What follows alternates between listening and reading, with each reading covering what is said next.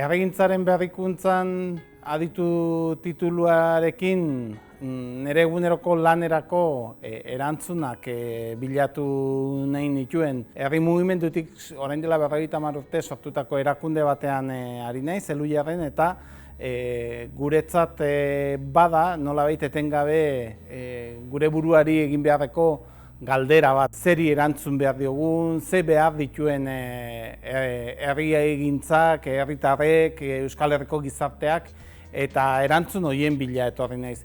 Erantzunak norberak bilatu behar izaten ditu, baina behar bada erantzun horiek bilatzeko nora begiratu, ze galdera egin, zer gauza hartu behar ditugun kontuan, horretarako balio izan dit aditu titulu honek.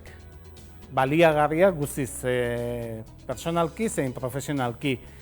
Etengabeko hausnarketara bideratzen zaitu aditu tituluak, eta gurea bezalako gizarte batean eta gizarte kritiko bat eraiki nahi dugunontzat guztiz lagungarria da. Eta baita ere planoak bereizten ikastea edo behintzat hori nabarmenduko nuke, ez?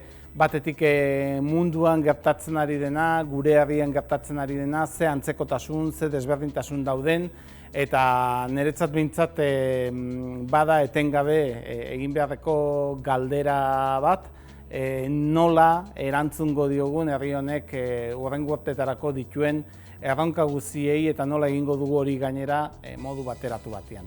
Uste dut ideia desberdinak mahaigaineratzen direnean, ikuspegi diferenteak, elkarrengandik beti dagoela zer ikasi, ikuspegi diferenteak izan da ere horiek kontai hartzen, horiek argudiatzen, eta zure sinismenak ere batzuetan zalantzan jartzen ere laguntzen du, eta horretarako ere balio du aditu titulu honek.